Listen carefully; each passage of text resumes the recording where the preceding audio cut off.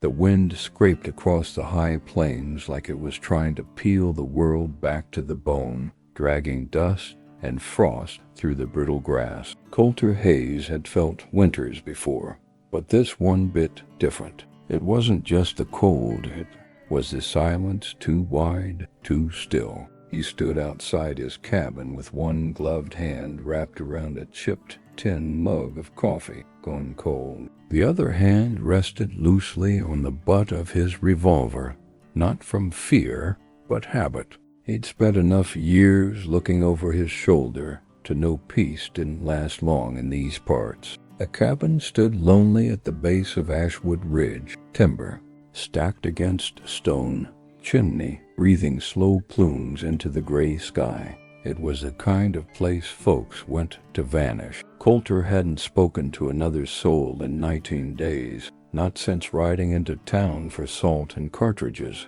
Even then, he'd kept his words measured and brief, just nods and coin. The townsfolk gave him space, and he returned the favor. Rumors followed him like dust on boots, a bounty hunter gone rogue, a deserter from some bloody war out east, a man who'd once slit a sheriff's throat over a card game. None of it true, not completely. He didn't care much for clearing his name. The truth was heavy, and Colter had carried enough of it. He turned back toward the cabin just as the wind shifted. A sound rode on it, distant but wrong, a hollow, dragging rhythm. Not hooves, not wheels, something slower, wet, uneven. He stepped off the porch, boots crunching across the frost-bitten earth, and followed the sound down past the barn, down to the tree line where the land dipped into the gulch. That's when he saw her, a girl, maybe 20, slumped against a split cedar fence post, like her body had forgotten how to stand. Blood soaked through her dress at the thigh, dark and sluggish. Her skin was pale, lips cracked. She looked up at him with eyes too wide for her face, like a deer that hadn't decided yet whether to flee or fall. She didn't speak, just tried to shift her weight, but winced and collapsed halfway. Colter didn't ask who she was or what brought her here. He just moved forward, slow and sure, knelt beside her, and lifted her into his arms. She weighed almost nothing, all bone and tremble. Her hair smelled of smoke and sage. He carried her back to the cabin, kicked the door open with his boot, and laid her on the cot he hadn't touched in years. She murmured something under her breath, not English, maybe Kiowa, maybe Cheyenne. He didn't recognize it, but the pain in it was clear enough. Colter worked in silence, hands steady, as he cleaned the wound with whiskey and rainwater, pulled out a splintered arrowhead with pliers, and stitched the gash with the thread he used for saddle repair.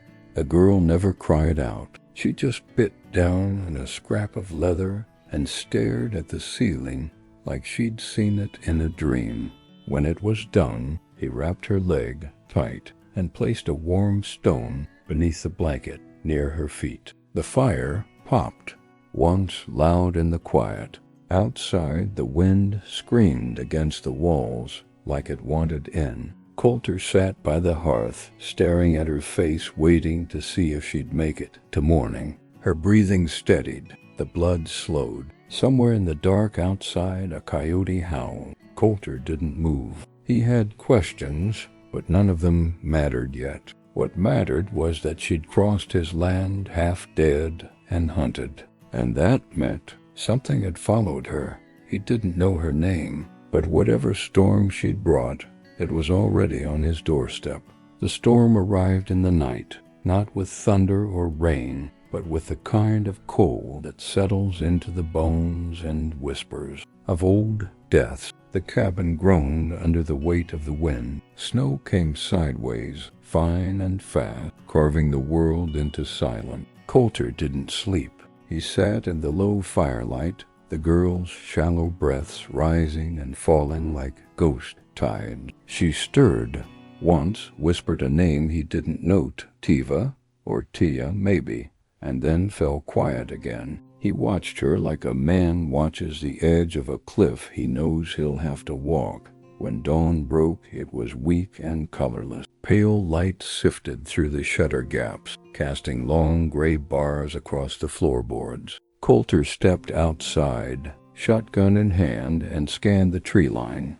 No tracks, no movement, just the wind's old footprints in the snow. He fed the horse, broke the ice in the trough, then went back inside to check on her. She was awake, barely, her eyes opened slow, dark as storm water, and fixed on him without fear. He poured her a tin of warm water with a drop of honey, slid it into her hands without touching her. She drank slow, cautious, like she didn't trust it to be real. "Name?" he asked, voice rough from disuse. She blinked. A pause. "Nessa," she said, voice dry as winter grass. "You runnin' from someone, Nessa?" She didn't answer, but the silence said enough. Her fingers trembled as she handed the tin back. He took it, set it down, and didn't press. Colter had learned long ago that truth came slow from people who'd bled for it. Later that morning, he stepped out again, this time to check the traps near the ridge. Caught a rabbit, half frozen, but fresh. When he returned, Nessa was sitting up, blanket draped around her shoulders. She'd managed to move the chair closer to the fire. That alone told him she was tougher than she looked. He cleaned the rabbit, set the meat to boil with dried onion and salt, and handed her a tin bowl. She ate with small, precise movements, the way people do when they're not used to being fed. "I was with a group," she said between mouthfuls. "Traders, heading west." Colter waited. "Ambushed," she added. "North of the bluffs, few days back." "Bandits?" "No." Her voice dropped. "Bluecoats." He stopped mid-motion. That word was heavy around here. "Cavalry. Patrols that didn't care much who they bled." "You with a tribe?" he asked. She shook her head. "My mother was Comanche. Father, I don't know. They called me half-blood." Didn't matter to the soldiers. Didn't matter to the men I ran with either. Her voice cracked at the edges. "I ran when the shooting started." Colter stared into the fire. He could hear the hoofbeats already, somewhere down the road behind her. Soldiers didn't leave things unfinished. Not when they spilled blood. Not when a witness got away. He stood, pulled the heavy coat from its hook, and grabbed the Winchester from above the door. "Where are you going?" she asked, panic slipping into her voice. "Just looking," he muttered. "Won't be far." Outside, the wind had slowed, but not quit. He walked up past the ridge, climbed to the overlook where the land fell away in folds of pine and rock. That's when he saw it. A ribbon of smoke curling against the white sky, low and thin, like a whisper. Not close, not yet, but coming. You didn't need to see the riders to know they were there. You didn't light a fire in this weather unless you wanted someone to know where to look. Colter turned and made his way back, slow and sure, boots crunching snow that hadn't yet had time to melt. Inside, Nessa looked up as he entered. He said nothing, just placed more wood on the fire, then checked the bullet stock. She watched him the way a fox watches a trap, knowing it's sprung, but not sure if it'll hold. "They're coming, aren't they?" she said. He nodded once. "Not tonight, but soon." She didn't cry, she didn't speak, just leaned forward, hands clasped together in her lap, like she was holding a prayer she didn't believe in. Colter poured 2 cups of whiskey, slid one her way. "This place," she said after a moment. "You always live alone?" "Always." "Why?" He sipped slow. "Because people come with ghosts. I've got enough already." She didn't press, just held the cup near her face, letting the heat kiss her frozen fingers. Outside, the wind picked up again, and with it, a faint sound he hadn't heard in years. Metal on leather, horses breathing in rhythm, boots in snow. It was distant, but not for long. That night the cabin felt smaller, as if the walls had drawn inward to listen. The fire cracked and spit, but gave little warmth against the dread settling in Colter's gut. Nessa had fallen asleep in the chair, head tilted toward the flame, a strip of cloth still wrapped tight around her healing thigh. Her face looked younger in sleep, the lines of pain softened by exhaustion, but her hands never stopped twitching fingers, curled and uncurled, as if reaching for something already lost. Colter sat across from her, the Winchester laid across his knees, cleaned and loaded. He watched the shadows more than the fire, listened for the scrape of snow under boots or the snort of a horse not his, but the night held, just cold and wind, and the quiet creak of the rafters settling. At first light he was already outside, checking the ridgeline again. Smoke still curled above the treetops, closer now, tighter, controlled. Whoever lit it knew what they were doing. Military, scouts, probably. Could be days away or just hours. Hard to tell in this kind of cold. You found fresh tracks half a mile out, 3 sets, hoof prints, 2 uniform. For drifters, they were circling. Not charging, not yet. Just watching, waiting. Back at the cabin, Nessa was awake. She looked up from the corner where she'd dragged the chair, the blanket still wrapped around her like armor. "You saw them?" she asked. He nodded. 3 so far. There'll be more. "You could give me up," she said, voice even. "Say I forced your help. Say you didn't know what I was." Colter didn't answer. He just walked past her, set the rifle against the wall, and poured 2 mugs of coffee. "You think they'd believe me?" he asked. "You think they care?" She didn't. She just stared into her cup, shoulders tight. "You don't owe me anything," she whispered. "You patched me up. That's enough, is it?" Colter said, voice low. "You think I did it out of kindness?" Her eyes met his. "Didn't say that." He leaned against the table, arms folded. "Let me tell you something about this place. Folks out here, they don't come to be saved. They come to disappear. You showed up with blood on you, half dead, talking like a ghost, and I let you in. That's on me. So if they come for you, they come through me." She stared at him for a long time. Something shifted in her face, not gratitude, not relief, something deeper, recognition. "Why?" she asked. "Because the last time I let someone die on my land, I buried them with my own hand." He didn't explain further. Didn't need to. She didn't ask again. The day dragged like a blade. Colter set up traps along the northern slope, not for animals this time, but men. He dug low pits, set tripwire near the cedar line, stacked logs near the porch in case firewood needed to become barricade. Nessa helped where she could, limping but steady. She bundled the blankets, packed jars of jerky, cleaned the second revolver he'd left in a box under the cot. When dusk came, the wind dropped and the world held its breath. That's when the first shot rang out, a single crack, distant, high. Not close enough to hit, just to remind them, "We're here."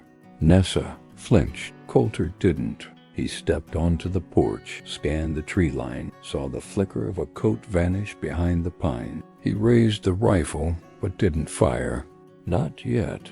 They're testing," he said, "looking for weakness. What do we do? Wait." And so they did. Hours passed. The fire inside burned low. The temperature dropped. Outside, the forest creaked and groaned like an old man trying to stand. At midnight, hoofbeats echoed again, faint but rhythmic. Then silence, and then came the voice, deep, smooth, rehearsed. "Colter Hayes," it called. "We know who you are. We know what you're hiding. Send her out, and we leave you in peace." Colter stood in the doorway, rifle at his side, jaw clenched. "You come out here to talk?" he shouted back. "Or to kill?" Silence. Then, "You've got until dawn." Nessa stood behind him now. "They won't wait till then. I know. You still willing to stand between them and me?" He turned to face her. "Ain't got much in this world, Nessa, but I've still got that choice, and I'm making it." She didn't cry. She just nodded, then reached into the bundle and drew the second revolver. "Then we make our stand." Outside, the snow had stopped, but it wasn't over. It was only just beginning. The fire burned low as dawn approached, casting weak light that flickered across the cabin walls like ghost shadows. Nessa sat beside the window, revolver in her lap, jaw tight. She hadn't spoken in hours. She didn't need to. The silence between her and Colter had grown thick, not with distance but understanding. He sat by the door, shotgun across his knees, coat still on. His breath fogged in the cold air, sneaking through the floorboards. Outside, the sky had begun to bleed color into the dark, bruised purple, fading to pale gray.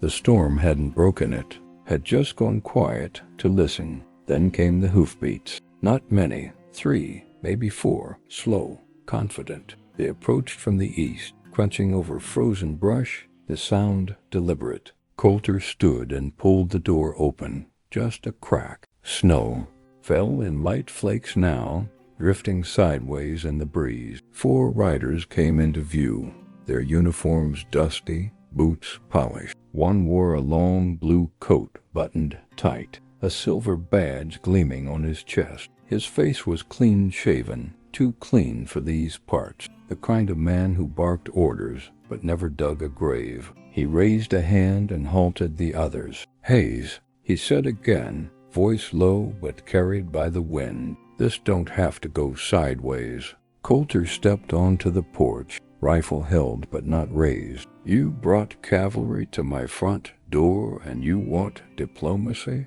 "Just brought law," the man said. "That girl inside, she's a fugitive. Took a blade to a corporal's throat 3 days ago." Colter's jaw didn't twitch, but his grip tightened. "That right? She's got blood on her hands," the man said.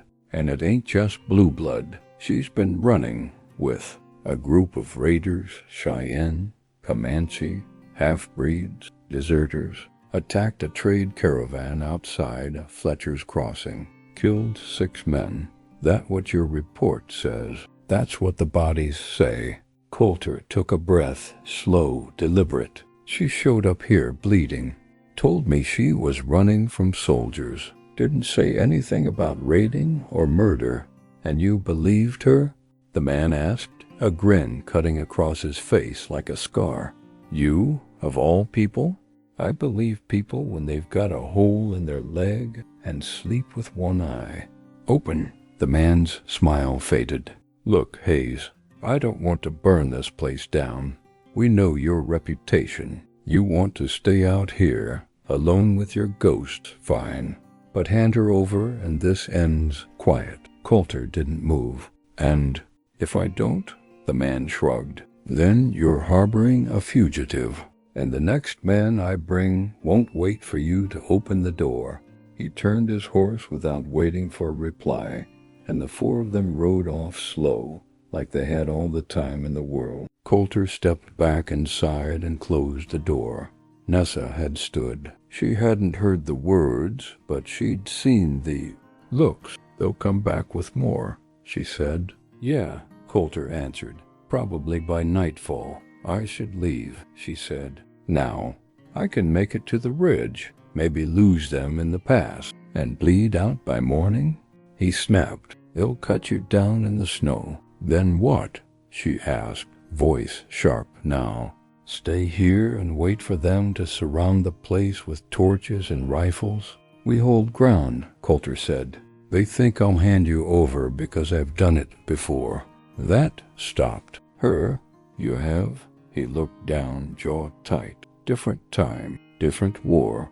Thought it would save lives? It didn't." She stepped closer, lowered her voice. "Why are you risking this for me?" "I'm not," he said. "I'm risking it for what I still believe might be true." "And what's that?" "That you're not the one they say you are." Her mouth opened, then closed. She looked away. "They killed my cousin," she said finally. Bluecoats said he was reaching for a knife. He was 17, couldn't even grow a beard. They left his body in the creek. I didn't slit any throats, but I ran with the ones who did. I didn't stop them. Did you fight? No.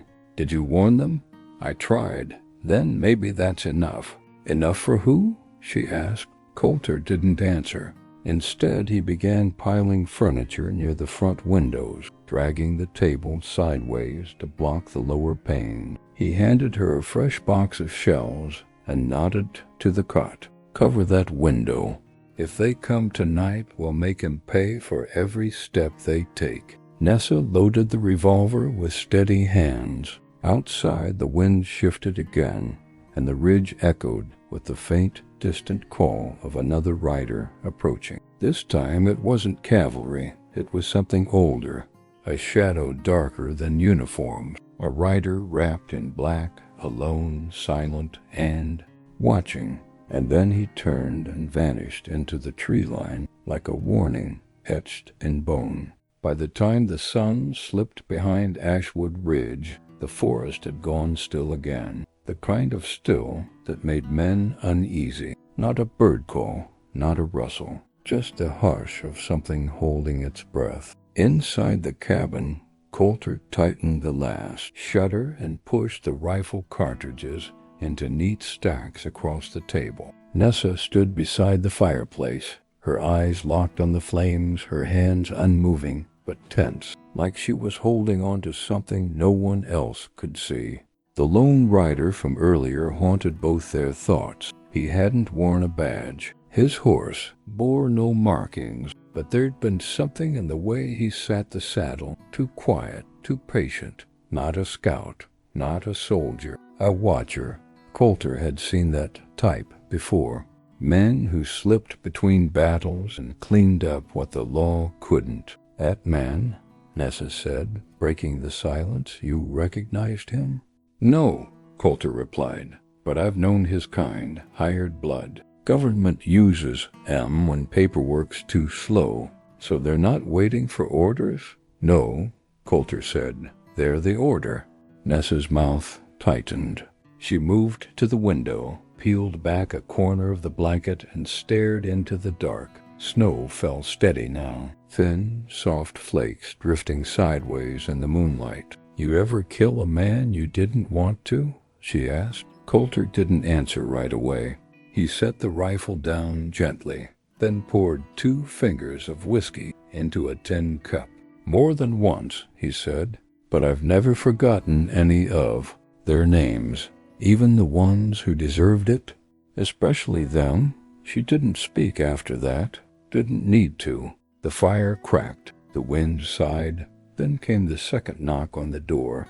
Not loud, not rushed, just 3 measured taps. Colter froze. He didn't move to answer it, just stepped to the side, leveled the rifle toward the door, and waited. Another knock, then a voice. Mr. Hayes. It was the same man from before, the one in the blue coat. We're not here for blood, but you're making this harder than it has to be. Colter stayed quiet. You've got one chance to do this, right? Open the door, hand her over. We'll give you till sunrise, silent, then retreating footsteps. No threats, no curses, just the soft crunch of boots disappearing into snow.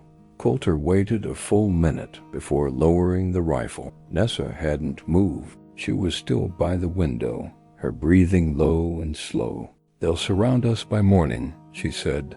Already have. We can't win this. We don't have to win, Colter said. We just have to survive it. She looked at him then, really looked. Why?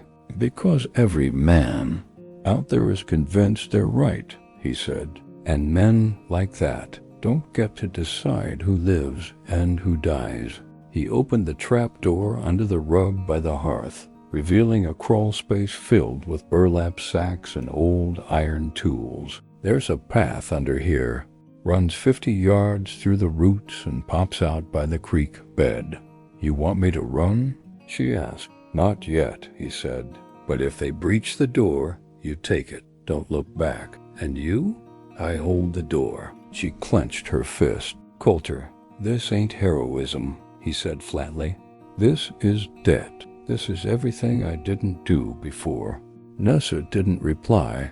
Instead, she stepped back, slid the revolver into the sash at her waist, and nodded once. They didn't speak again that night. They just sat near the fire, not touching, not sleeping.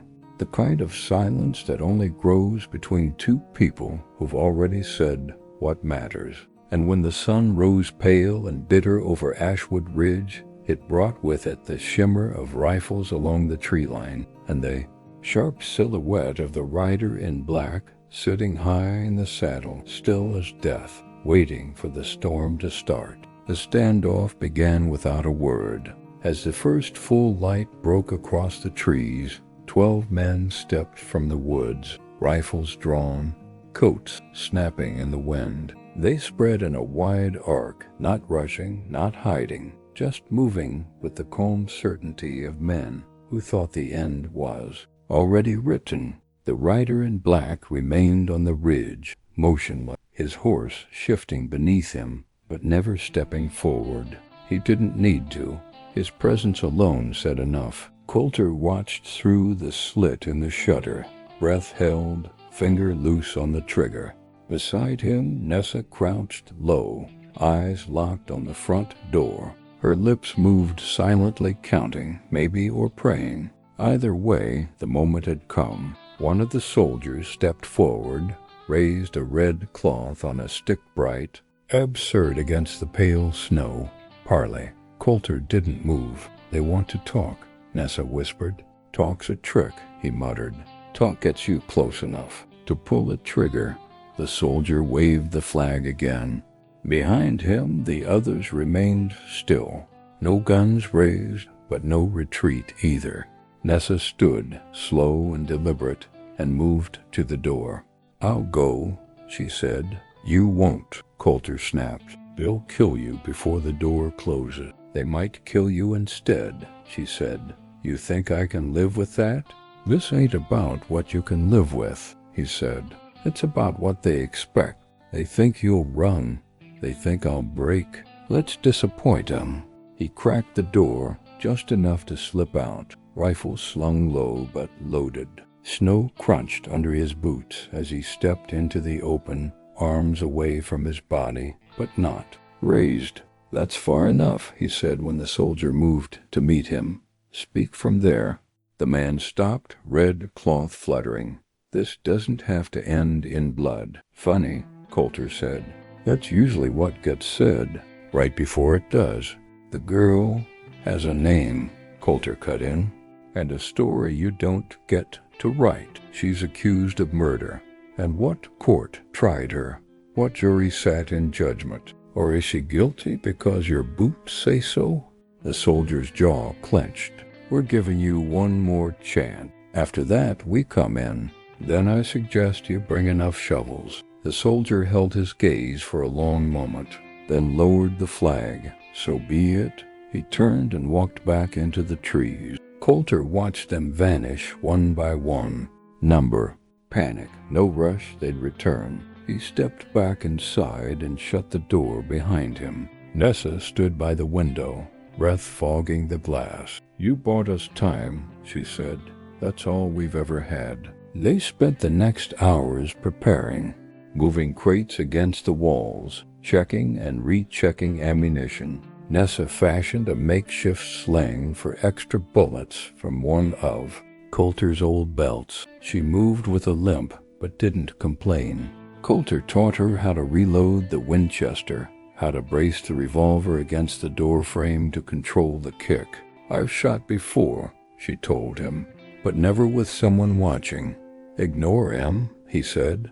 "The bullet don't care who sees it." The wind picked up near midday, whistling through the cracks in the eaves. Snow started again, soft but steady, blanketing the blood that hadn't been shed yet. At dusk, the silence broke. A single shot cracked through the trees, then another.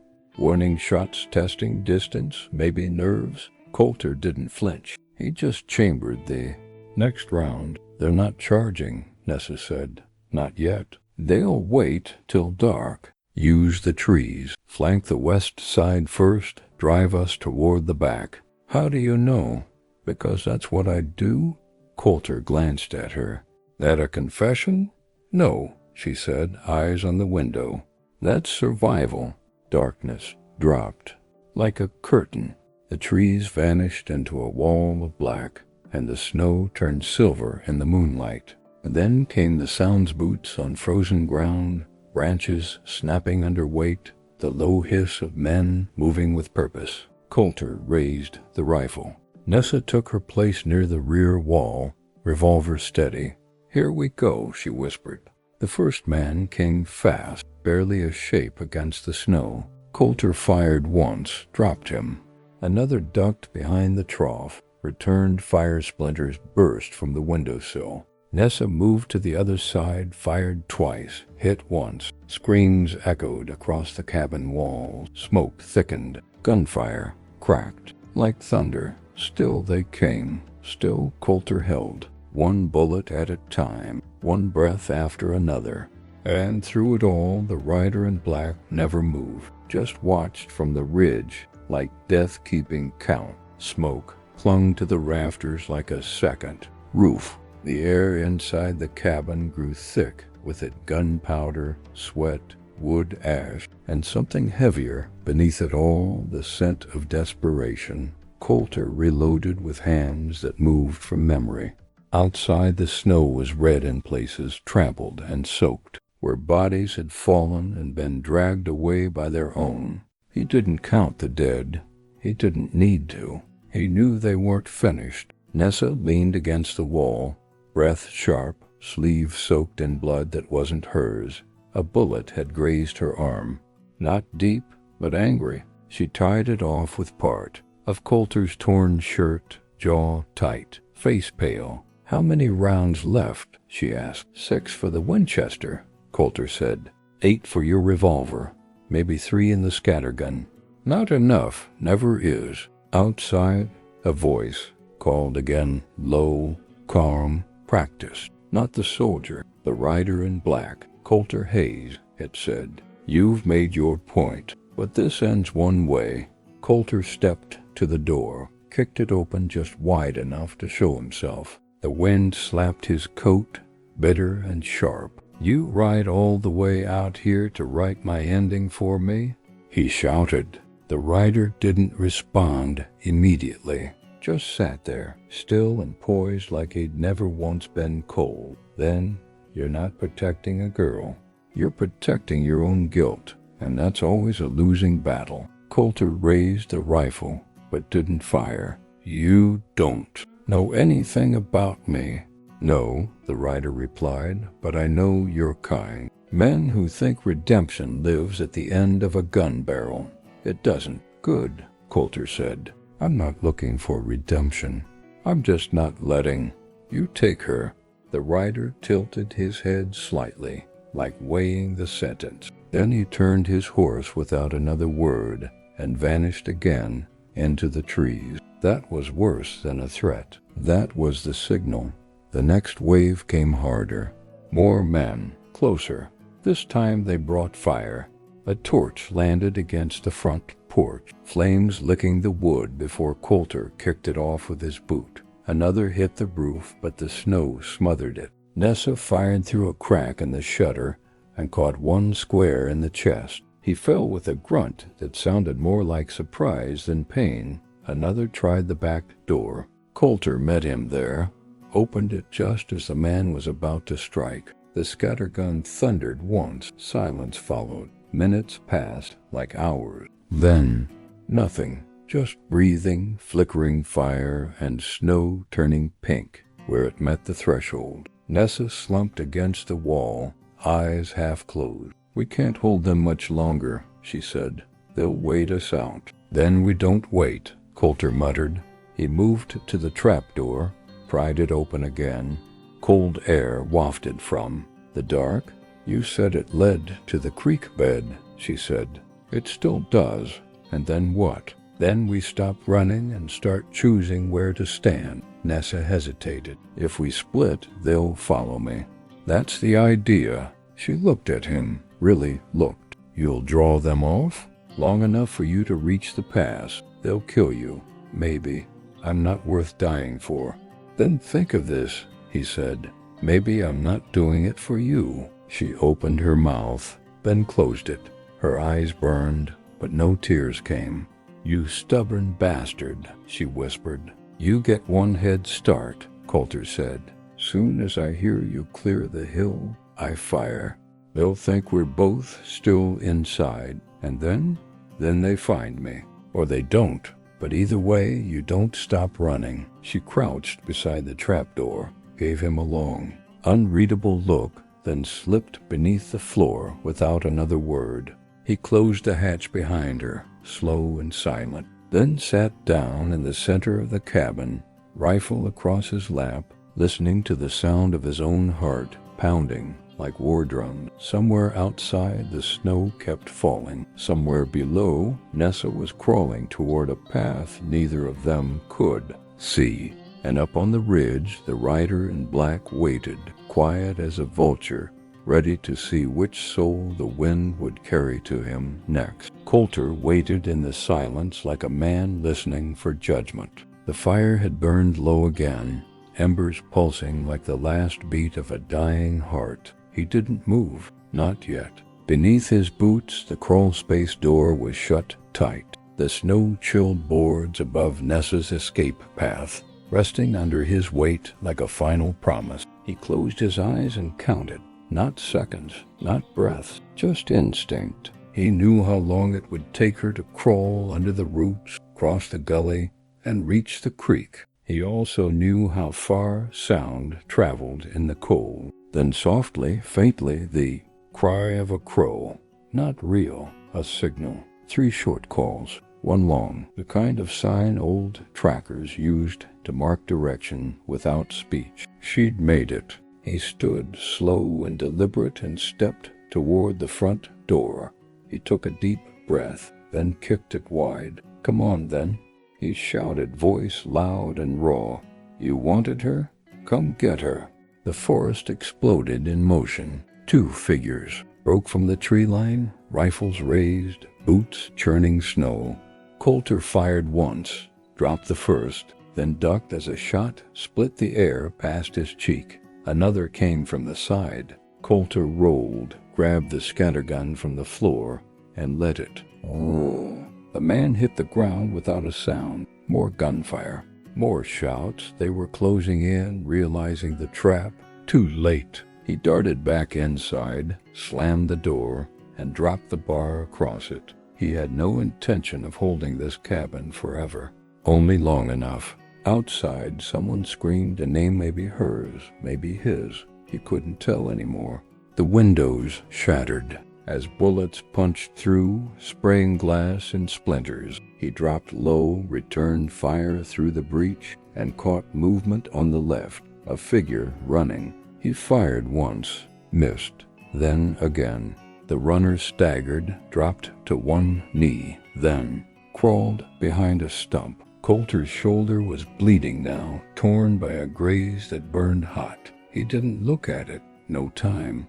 The front wall shuddered under a blow and axe they were trying to breach. He fired through the boards, heard a yelp, then silence. His ears rang, his lungs burned, but still he stayed, holding the line with fire and grit and the memory of every life he hadn't saved. Another blow. This time the door cracked, just slightly.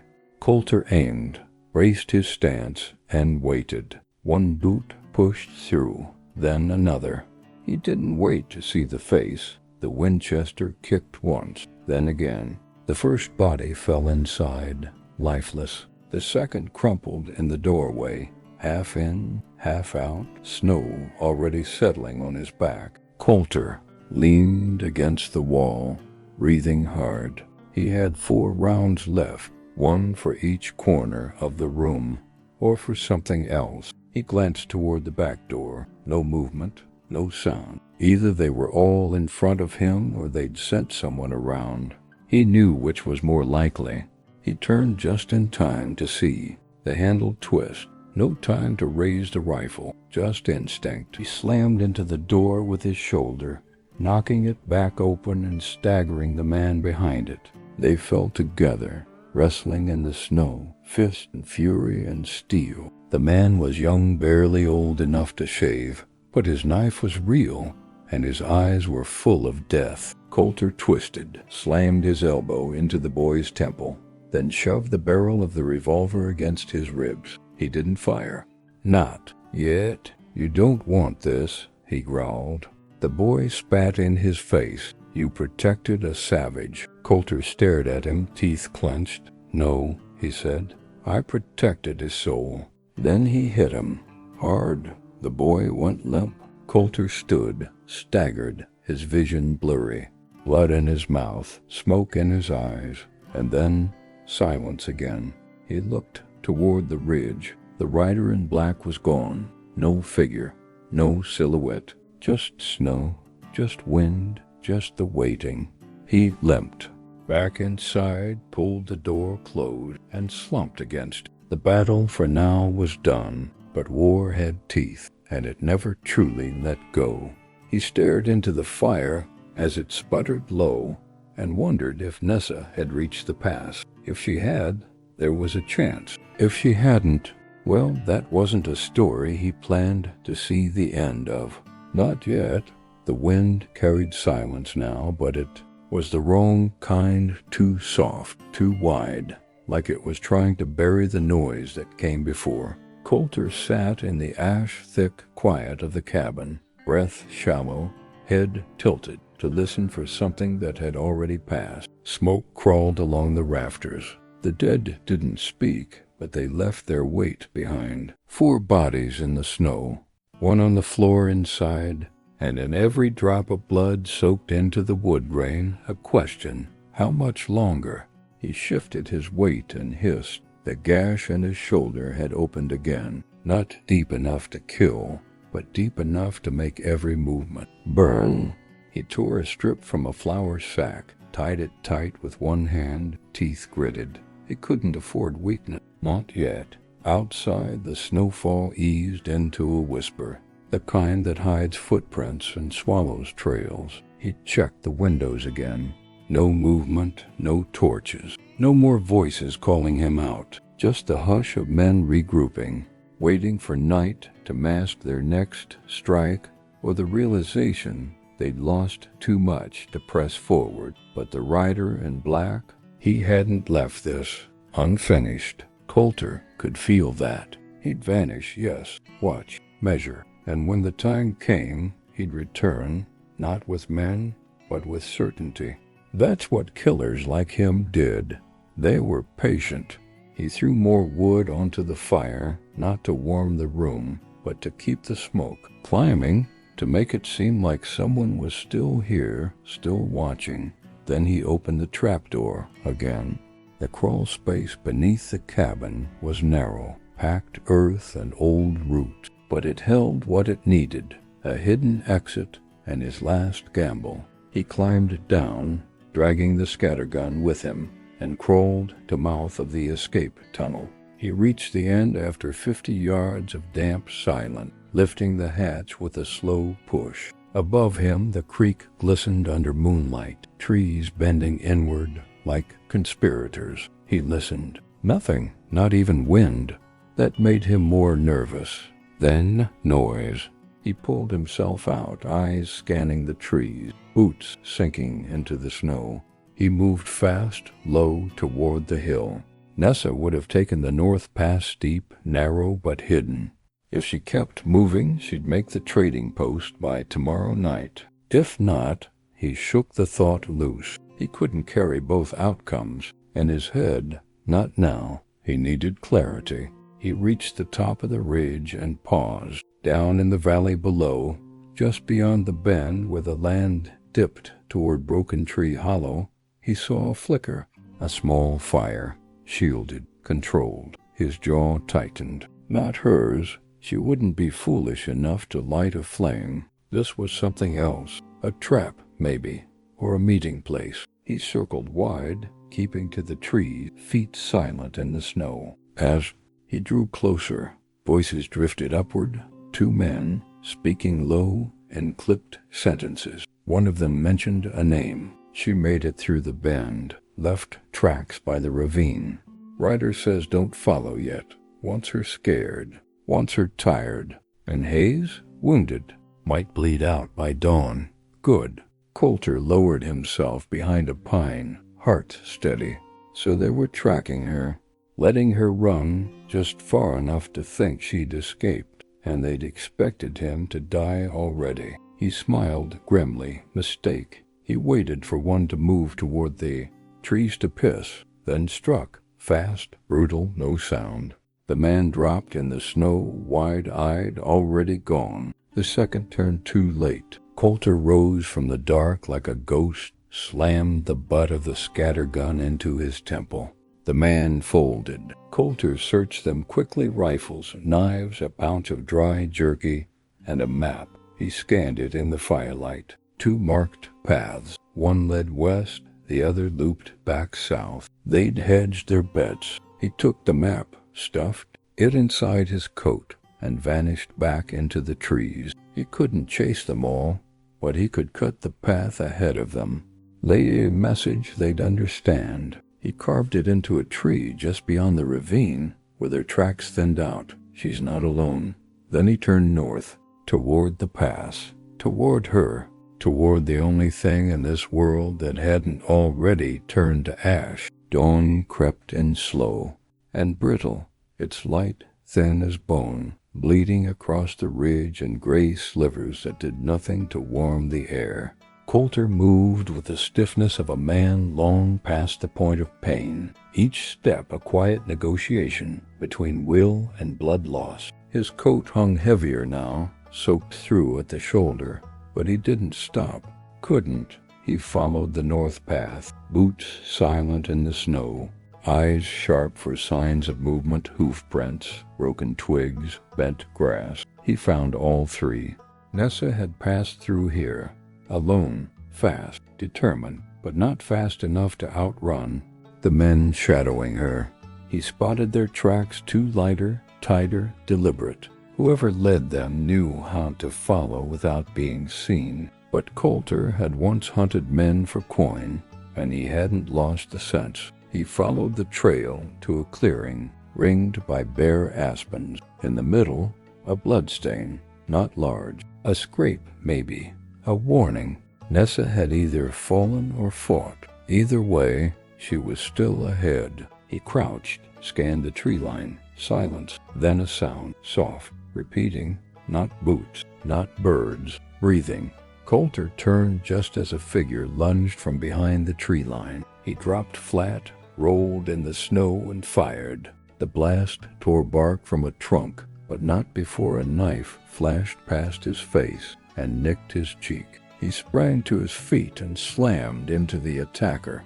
The 2 men grappled in silence, all grunt and gripped, fists slamming into ribs and snow kicking up around their feet. The man was smaller but fast, his face wrapped in cloth, eyes sharp. Colter caught his wrist mid-swing and drove a knee into his stomach. The man crumpled, gasping. Colter ripped the cloth from his face. Young, maybe 20. A mark inked into his neck, an old militia brand turned mercenary. "Where is she?" Colter snarled. The boy just spat blood. Colter grabbed him by the coat, yanked him close. "You don't die here," he said, "but if I find her hurt, you'll wish you had." The boy said nothing, so Colter slugged him once more, hard enough to drop him cold. He stripped the coat from him, took the knife, and tossed the rifle aside. Then he turned north again, fast now, ignoring the fire in his lungs. The path narrowed as it neared the pass walls of rock rising on either side, the creek now frozen solid beneath the snow. Then he saw it. Footprints, staggered, rushed, and in the snow ahead her, Nessa, kneeling beside a boulder, clutching her side, breath ragged. Her revolver was raised, unsteady, pointed into the woods. She didn't see him approach. Nessa, he said, voice low. She flinched, turned, barrel jerking toward him before her eyes widened. Colter? Yeah, it's me. I thought you thought wrong. She fell back against the stone, the tension draining all at once. They were behind me. I think I lost them in the rocks. He moved to her, crouched low, checked the wound. A slice, not deep, but bleeding steady. You'll live. Can't outrun them, she said. Not like this. You don't have to. He handed her a flask. Drink. She took it, swallowed hard, coughed. Why'd you follow? Because they will, he said. And if we're going to end this, we do it on our terms. There's too many. Maybe, but they're men, not gods. She looked at him, eyes wide, not with fear, but resolve. Then we end it here? No, he said. We end it where it began. He pointed west. There's an old ridge fort stone ruins from the mining days. Walls still hold. Good cover. Better than this rock. You know it'll draw them. That's the idea. She stood, unsteady. He caught her arm. She didn't pull away. Can you walk? Long enough. Then let's go. Together they vanished into the trees' two shadows, among many. Behind them the wind rose, and so did the sound of boots breaking snow. The chase wasn't over, but the ground ahead would be theirs, and they were done running. They reached the ruins by nightfall. The old mining outpost was little more than a shell for stone walls, one half collapsed, and a rusted stove in the corner like a grave marker. But it stood, and in a land like this, that was enough. Colter moved through it in silence, checking angles, measuring cover. The north wall faced the trail. That's where they'd come from. East dropped into a dry gully, steep, treacherous, but escape if needed. West and south were blind spots. He'd have to fix that. He stacked rocks into a makeshift barricade at the open wall, pulled the shattered door from its frame, and propped it to fill a gap. Nessa gathered deadwood for the fire, limping but focused, never once asking if they should keep moving. She knew better. They weren't going anywhere now, not until it ended. The fire burned low by design, enough to keep fingers warm, not enough to give away their position. Nessa sat beside it, stitching her side with shaking hands, using a needle from Colter's coat kit. She didn't flinch, not even when the thread pulled tight. He watched her from across the room. You've done that before, he said. 2. Many times, she replied. You? I've patched holes in men who didn't deserve it. Guess this is an improvement. She smirked faintly, then wiped her blade clean and leaned back against the stone. You think they'll come tonight? No, he said. They'll wait, scout the hill, maybe try to starve us out. They don't know me very well. They don't know me either. The silence that followed wasn't heavy.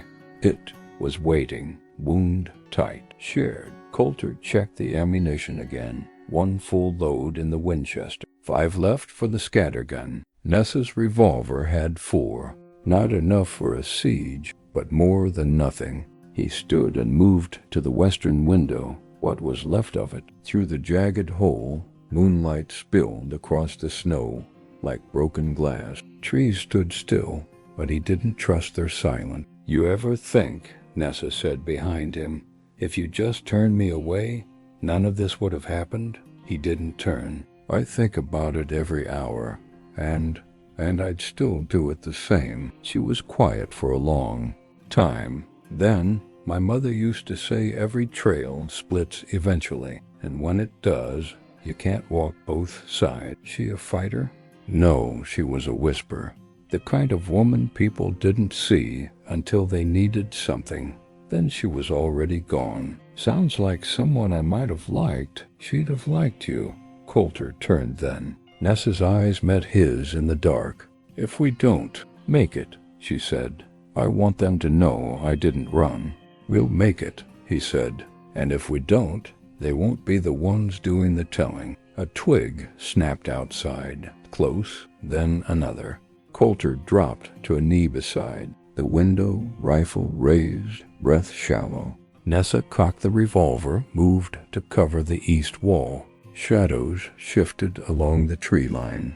Low shapes, slow movement, then light. A torch flickering behind the brush, another beside it. Then a voice, calm, measured, hymned at the rider in black. No more hiding, he called. No more borrowed days. This ends tonight. Colter rose just enough to see his silhouette. He stood alone in the clearing, torch in one hand, the other resting on the hilt of a long-barreled pistol. His coat fluttered in the breeze like wings. "You don't speak for justice," Colter shouted back. "You don't speak for the dead." "I don't have to," the rider said. "They follow me." Behind him, figures moved. 6, no, 7, closing in, rifles drawn, forming a crescent. Colter looked to Nessa. She didn't blink, just nodded. "We hold here," she said. "We hold here," he echoed. And then the dark came alive with fire. The first shot tore through the night like a thunderclap, splintering stone off the south. Wheel. Then came the second closer, sharper chipping away at the barricade Colter had built with his own hands. He rolled to the side, raised the Winchester, and fired toward the flicker of torchlight. A scream followed. One down. The siege had begun. Nessa stayed low by the east wall, crouched behind a broken support beam. Her revolver flashed once, twice. Another scream. Another shadow fell. But the others kept coming, methodical, relentless, firing in controlled bursts meant to pin them down. The rider in black didn't shoot. He didn't need to. He stood just beyond the reach of the firelight, watching, like a judge tallying sin. Colter ducked back behind the window as a bullet hissed past his ear and embedded in the stone behind him. He checked the Winchester. 4 rounds left. "They're spreading," Nessa called out, "trying to flank the gully. Don't let them box us in," he shouted, moving fast to the rear wall. He peered through the jagged gap and saw 2 men sliding down the ravine, trying to come up behind the ruin. He grabbed the scattergun, braced it on the stone, and fired. One man flew backward with a scream. The other dove behind a stump.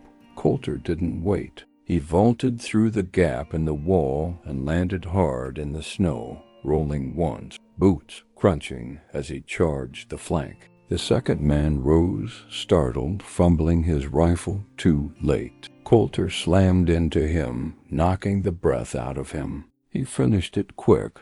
No hesitation, no words, just survival. Dot behind him. More shots rang out. Nessa, still fighting, still alive. He turned back toward the ruins and saw the fire growing inside. One of them had landed a torch through the opening. He sprinted Dot inside. Nessa had kicked the burning cloth away from the crates, but the smoke was thick, curling into the ceiling. "They're trying to burn us out," she shouted. "Let them try," Colter growled, kicking snow over the flames. "They're running out of men." Another shot cracked through the air and hit the edge of the stone near his leg. He dropped, returned fire blindly, and heard a yelp. Then silence again. Only 5 remained, including the rider. Colter slid down against the wall, heart pounding, breath coming ragged. He looked across the room. Nessa was crouched, bleeding from a new wound on her thigh, but still gripping her revolver. "How many left?" she asked. "Not enough to bury us," he said. A faint smile touched her lips. "We're gonna die anyway. Might as well do it." "Famous," Colter chuckled darkly. "Ain't no fame out here. Just dust and memory."